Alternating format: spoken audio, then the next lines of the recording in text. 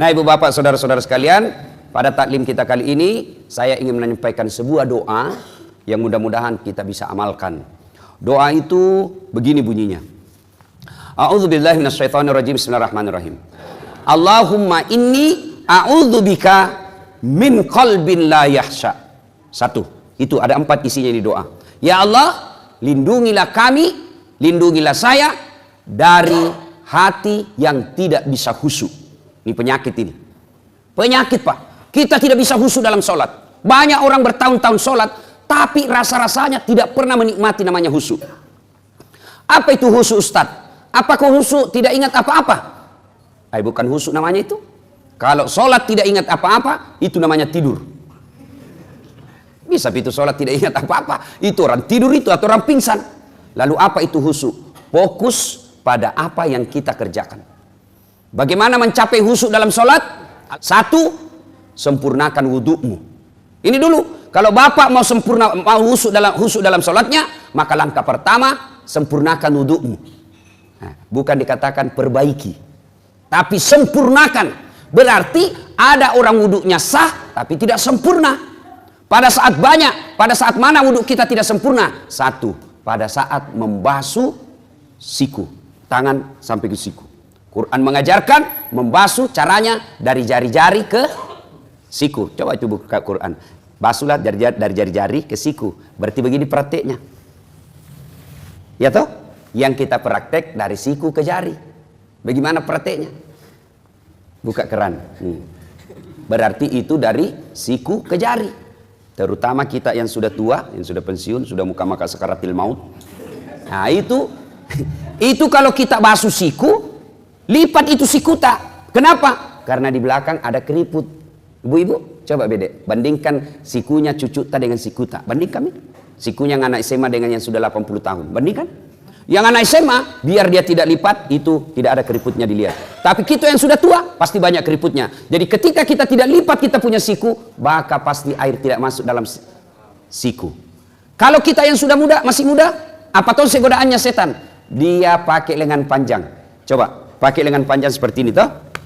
Cara lipatnya dia cuma begini. Nah, coba lihat. Cara lipatnya begini.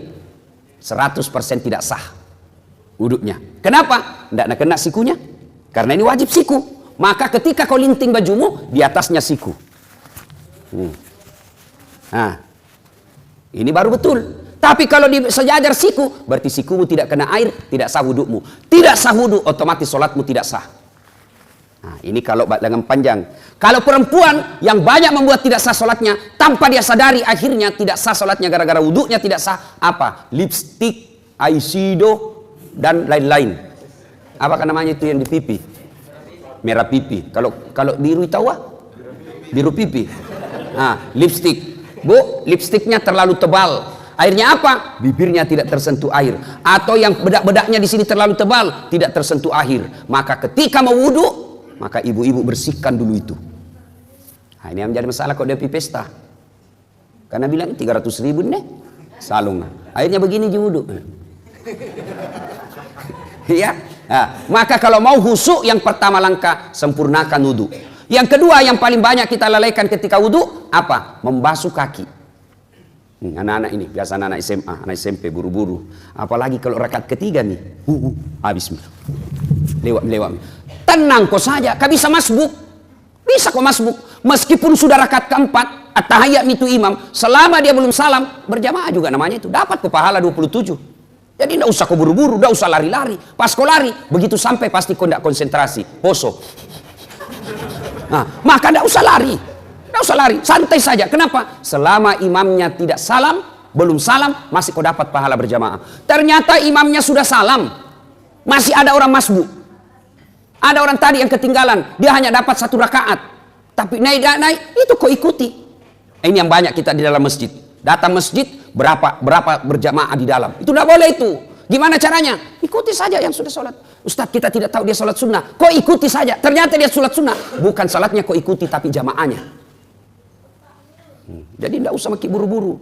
Nah, apalagi yang membuat kita yang kaki wudhu, berkaitan dengan wudhu kaki. Nah, ini kita biasa tidak sempurna wudhu. Bahkan bisa jadi tidak sah. Apa? Wudhu kakinya nak kasih begini ji. Itu kalau wudu ada, coba baca rukun wudu. Paling terakhir itu rukun wudu tertib. Apa itu tertib? Mendahulukan yang dahulu, membelakangkan yang belakang. Artinya selesaikan dulu kananmu, baru pindah kiri. Nah, yang kita praktek kanan dulu, kiri lagi, kanan lagi, kiri lagi. Nah, itu orang Bugis bilang majabuta. Selesaikan dulu kanan, selesaikan tuntaskan, baru pindah ke kiri. Nggak usah lagi pindah ke kanan, karena kalau kanan kiri bukan tertib namanya itu. Ya sudah, itu kaki juga, sempurnakan dulu kanannya, baru pindah ke kiri. Nah, ibu bapak saudara-saudara sekalian, ya, bagaimana kalau membasuh kaki dan jari-jari? Sunnahnya jari-jari tanganmu kasih masuk ke jari tangan yang satu. Nah, misalnya kiri yang kita basuh, jari-jari tangan kanan yang masuk. Kalau basuh kaki, jari-jari tangan kita masuk. Baru usap ke belakang, lalu sampai ke belakang ini kasih begini, kasih naik. Kenapa? Tumit bisa jadi tidak basah, apalagi bagian ini Pak. Kalau buru-buru itu, ini yang paling sering tidak basah. Kalau tidak basah ini Pak, pasti tidak sah wudu. Tidak sah wudu, tidak sah salatmu.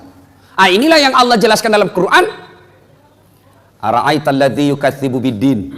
Tahu tidak kamu pendusta agama?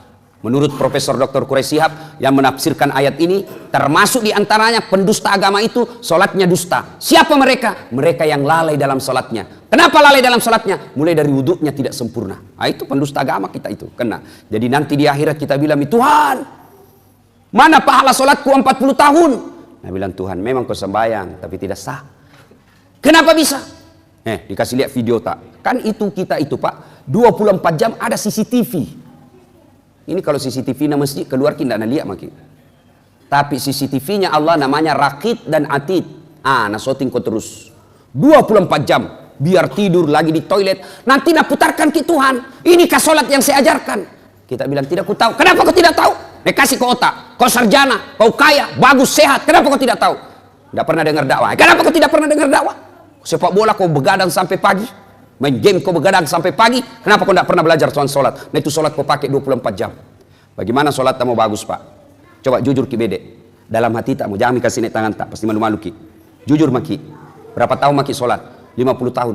Ada itu buku di rumah tak, tuntunan dan pedoman sholat 5 waktu? Coba, kira-kira bagaimana kita sholat? Begitu tidak bapak tak, begitu kita lihat orang, begitu kita sholat. Tidak pernah kita baca bagaimana itu sholat. Saja handphone. Adik-adik beli handphone, begitu beli handphone, ada apanya? Ada petunjuk penggunaannya. Dan di situ ditulis warna merah. Baca buku pedoman penggunaan sebelum menggunakan handphone. Coba, itu ditunjuk itu, ditulis merah. Baca dulu ini buku, baru kau buka itu HPmu. HP saja, itu ada buku pedomannya.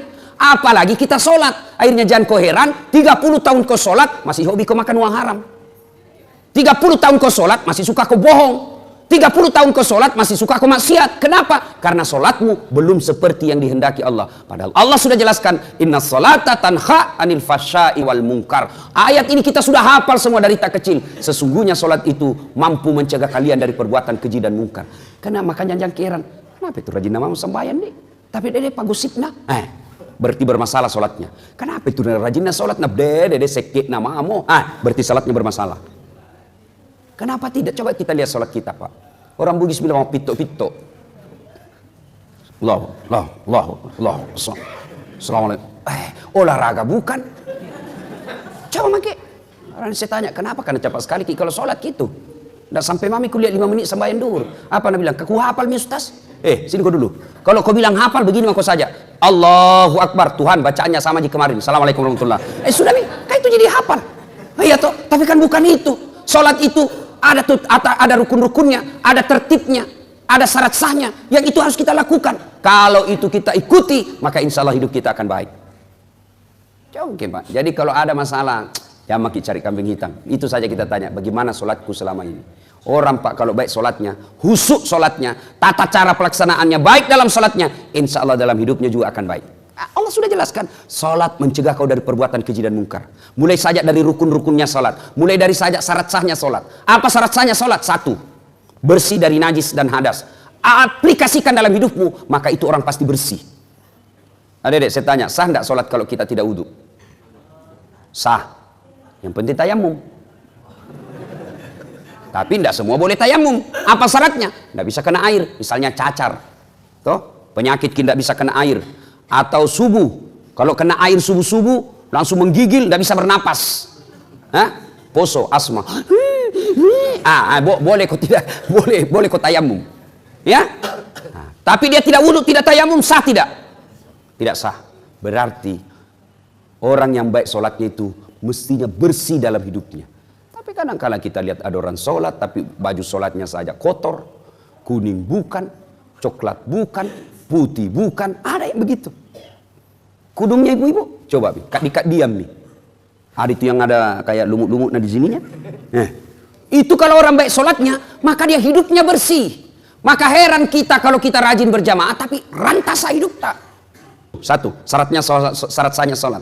Bersih dari najis dan hadas. Yang kedua, tidak sah sholatmu kalau kau tidak tutup aurat. Apa itu aurat? Ini kalau laki-laki, lutut sampai pusat. Bapak, kalau keluar rumah sholat pakai celana kolor saja, sah tidak? Sah tidak? Tidak sah. Biar tidak ada yang lihat mentang-mentang dari lihat sembahyang celana dalam saja aku pakai ini. Allah. Sah atau tidak? Tidak sah. Artinya apa? Ini sesungguhnya aurat itu aplikasinya dalam kehidupan sehari-hari. Malu. Kan malu orang kalau kelihatan paha tuh. Malu itu ibu-ibu kalau kelihatan dadanya. Malu itu ibu kalau kelihatan keteknya. Kecuali yang keluar anak darah yang kelihatan keteknya. Nak malu itu sudah putus rasa malunya. Urat malunya sudah tidak ada. Kita laki-laki nasesa. Iya biasa bingung kan lihat itu perempuan. Mau saya tahu kerja sama Kami laki-laki jaga mata, kau cewek jaga akhlak. Karena biar setengah mati dijaga mata tak, kalau kau gentayangan hancur tongki. Biasa ini cewek rasu-rasu. Dilihat habis sikir, tidak dilihat barang bagus. Terpaksa pala-pasa Cina saja. Biasa itu kalau di mall kita jalan. Saya kan kalau mall begini juga kemana-mana begini, tidak mungkin kita mau ikuti, toh. Tapi dia di depan tak, nah barang bagus. Mak indah enak tongki pakai gabis, nanti dia lihat ke orang, nak bilang ustaz kejili-jili. Nah, biasa pala-pasa Cina saja gitu saja. Sudah. Ya. Nah, itu berarti kalau orang baik sholatnya, insya Allah tinggi rasa malunya. Mana aplikasinya? Kalau dia rajin sholat, jadi kepala dinas jadi sekdai, jadi pejabat ada mobil dinasnya, maka dia malu pakai mobil dinasnya kalau untuk antar undangan pernikahan. Maka malu dia pakai mobil dinasnya kalau hanya untuk pergi pasar untuk dipakai kepentingan pribadinya. Itu orang yang baik sholatnya. Maka wajar ketika Allah berfirman, sesungguhnya sholatmu mencegah kalian dari perbuatan keji dan mungkar. Itu coba diaplikasikan saja itu. Apalagi? Ya, syarat sahnya sholat? Sah tidak sholat kita kalau tidak baca Al-Fatihah? Tidak sah. Apalagi syarat sahnya sholat? Sah tidak sholat kita kalau tidak menghadap kiblat? Ibu-ibu saya tanya, sah sholat kita kalau tidak menghadap kiblat? Sah tidak adik-adik? Sah tidak sholatnya kalau tidak menghadap kiblat?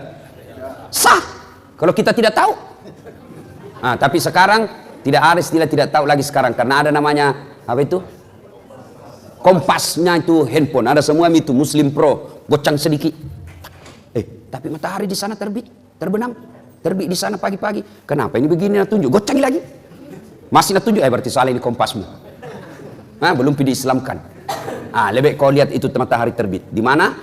Lawannya itu. Di mana kalau di atas perahu nah tidak dilihat, lihat mana terbit? Oh di sana terbit. Oh berarti di sana terbenamnya. Sudah, kau putar perahumu menghadap ke sana. Lagi sholat, tiba-tiba goyang perahu.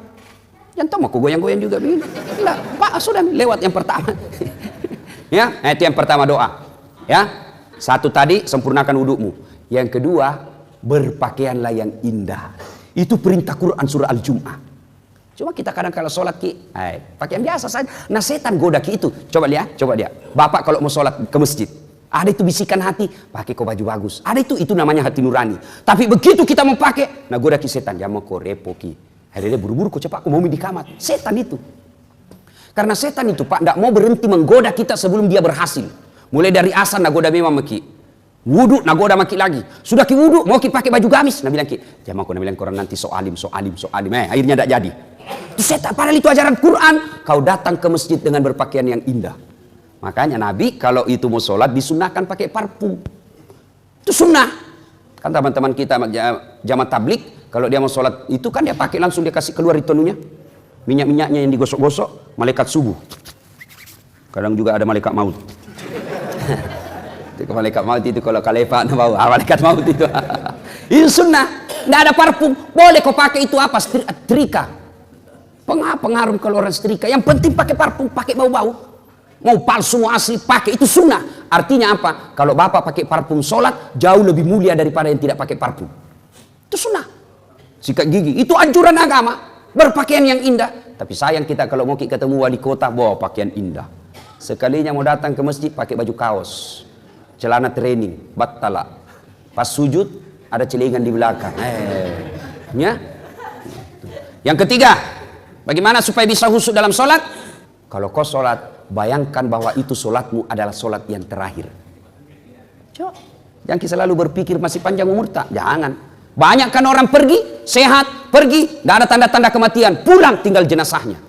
Keluarga saya di Surabaya, 2 minggu yang lalu, pergi sholat maghrib, masih masjid, sholat isya, masih sehat walafiat, segar bugar, pergi sholat isya selesai sholat asar, main badminton, bulu tangkis, tinggal jenazahnya pulang. Kenapa? Serangan jantung di lapangan.